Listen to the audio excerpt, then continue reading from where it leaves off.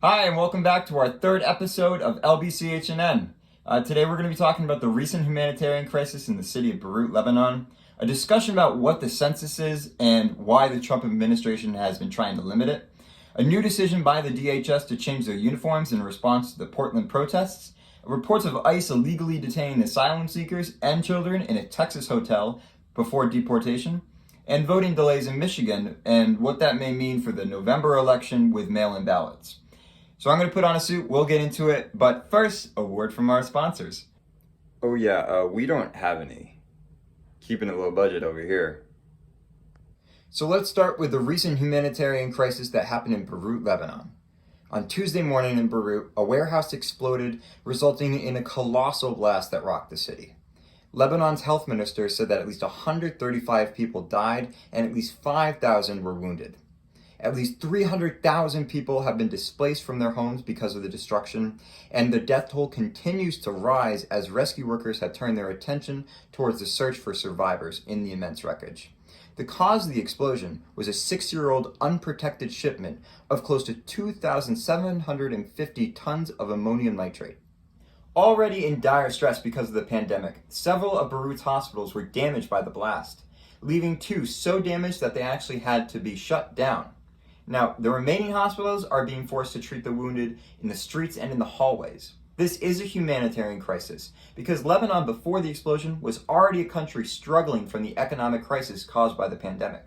Lebanon is a country that's reliant on imports for more than 80% of its entire food supply, and the loss of their port in Beirut will make food security very difficult for its people. So below, this is going to be a link to the Lebanese Red Cross. Please donate all you can. So let's talk about the census. What is it? First of all, I tell you to watch the 6th episode of The West Wing, where Rob Lowe can explain it to you wearing a suit and tie. It's pretty cool. But I don't think you have the time right now, so why don't we just explain it here? Every 10 years, the Constitution says we have to count everyone to make sure that our representation in Congress is accurately representing the right number of people.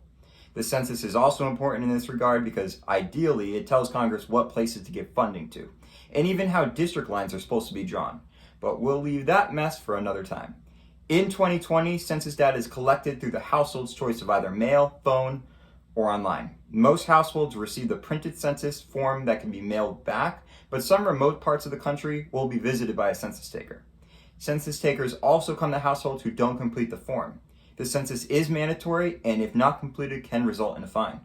The census began this year as scheduled on April 1st, but the Census Bureau on Monday night released an abrupt decision to end the count 4 weeks earlier than planned, now September 30th. As it stands, nearly 4 out of every 10 households have yet to be counted, which is about 60 million people. Due to this decision, all of these people have to be counted before the deadline ends, which during a pandemic basically seems impossible. The House has approved a measure that would extend the deadline to April 2021 to get an accurate count, but it has garnered no attention by the Republican-controlled Senate. This is our worst fear realized, as those in power wish to exclude people from being represented accurately by their government because they believe it makes them better off politically. So please get yourself counted. On Tuesday, in front of a Senate panel, Acting Deputy Homeland Security Secretary Ken Cuccinelli said that the DHS will be transitioning away from the camouflage uniforms of federal agents. This comes especially in regard to the federal agents remaining in Portland, Oregon.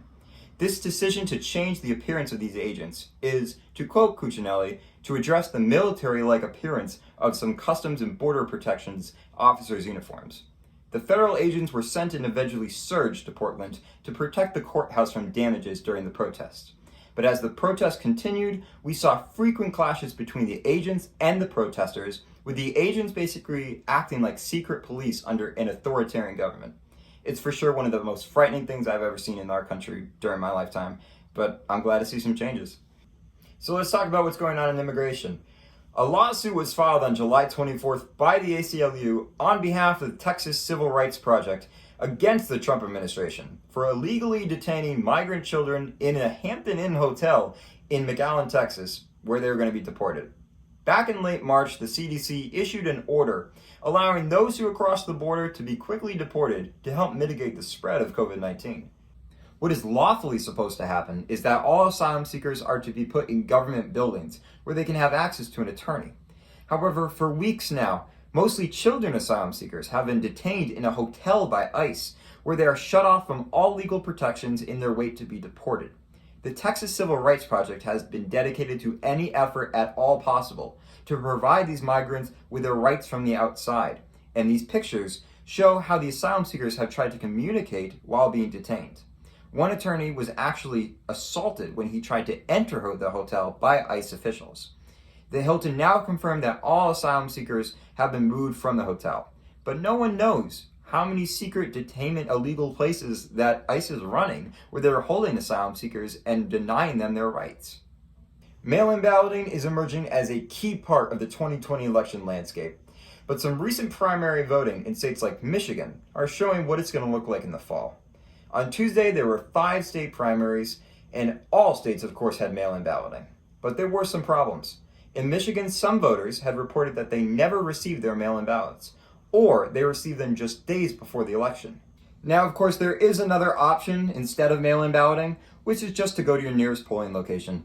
But there are also problems with that. In Michigan, there were several polling locations that had to open late because some poll workers had decided not to show up because they would be putting their health in jeopardy. They are completely justified for believing that. Now, remember, most people who work as poll workers are elderly, and you have to think about how many voters you come into contact with if you're a poll worker on just one day. So the question is, how can we make it safer for people working and voting in the upcoming elections? The answer, expand mail-in voting. But some people really have a problem with this. Can you guess who? According to the Washington Post, Trump has attacked mail-in voting about 80 times since March, basically calling it a system that is just rigged and fraudulent. But that's false. According to the Brennan Center for Justice, in their seminal report, they found that voter fraud occurs approximately 0.00025% of the time. To quote the report, it will be more likely that an American will, quote, be struck by lightning than that he will impersonate another person at the polls. In 2014, a study done by the Washington Post found that from 2000 to 2014, only 31 votes casted out of 1 billion could be deemed impersonation fraud. So you have to ask yourself, what's the goal of someone spreading all this false information about something which seems so trivial like mail-in voting? It's to get people not to trust the system. In an election where more mail-in ballots will be casted than ever, it will take a while for them all to be counted. And in this delay, this is exactly when Trump will call it rigged and fraudulent. So be prepared because it's coming. In the meanwhile, make sure you can get an absentee ballot if you want one and send in your vote. The Massachusetts primary is September 1st. So yeah, thank you again for stopping by our 3rd episode of LBCHNN. It's kind of been a rough month because I've been recovering from that appendicitis and everything. But, we're back. And so in the meanwhile, just read the news and be your best self. I'll see you later. Have a good day. Bye.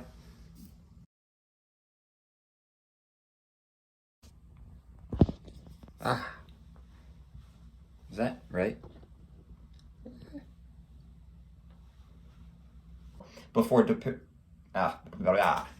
Will make food security very